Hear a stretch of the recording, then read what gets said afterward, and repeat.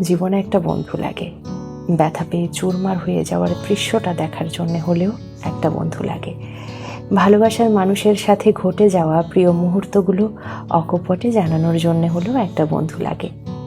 কষ্ট পেয়ে নষ্ট হয়ে যাওয়ার গল্পটা মনোযোগ দিয়ে শোনার জন্য একটা বন্ধু লাগে। রাস্তায় হেঁটে যাওয়া সুদর্শন রমণী কিংবা পুরুষের ওপর হঠাৎ আসক্তিটা জানিয়ে আনন্দটা ভাগ করার জন্য হলেও একটা বন্ধু লাগে। মানিব্যাগের খুচরো পয়সা শেয়ার করার জন্য হলেও একটা বন্ধু লাগে। জীবনের ছোট ছোট সুখ আর দুঃখগুলো পড়ে ফেলার জন্যে একটা পাগল বন্ধু লাগে।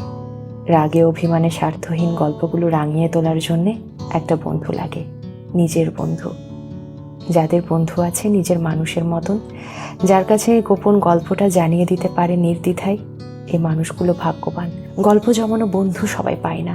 ক্লাস বেঞ্চ পরিবর্তন করা শত বন্ধুর মাঝে নিজের করে নিজের একটা বন্ধু সবার হয় না। আমাদের জীবনে ভালোবাসার হিসেব নিকেশ জমে, শুধু কখনো স্বার্থ নিয়ে বন্ধুত্বের হিসেবটা হলো না। নিষিদ্ধ সীমানাহীন একটা পথের নাম বন্ধু যদি আপনার থাকে, তবে আপনি সত্যিই ভাগ্যবান। এবার আমি মুছতে শিখছি সেই সমস্ত নাম, যে নামগুলো আমার উপস্থিতির কদর করেনি। মুছতে শিখছি সেই সমস্ত ঠিকানা, যে ঠিকানা আমাকে দুদণ্ড শান্তি দেয়নি।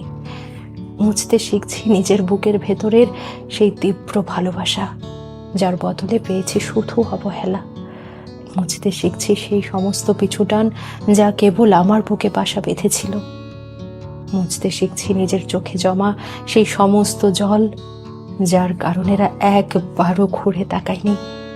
সেই সমস্ত অপমান, সেই সমস্ত যন্ত্রণা, মায়া, অন্তহীন অপেক্ষা, ফেরত পাওয়ার প্রার্থনা, সব মুছতে শিখছি। মুছতে শিখছি কারণ একটা নির্দিষ্ট পরিমাণ যন্ত্রণা সহ্য করার পর কিছু কিছু মানুষ আর কিছু কিছু অনুভূতিকে জীবন থেকে মুছে ফেলাই ভালো, নয়তো তারা আমাদের রোজ একটু একটু করে মুছে ফেলার চেষ্টা করে। আমি প্রচুর সুযোগ দিই, সময় দিই, কিন্তু সবকিছুর পরও যখন দেখি আমার সময় এবং প্রচেষ্টার মূল্যায়ন হয় না, তারপরও একটা শেষ চেষ্টা করে দেখি।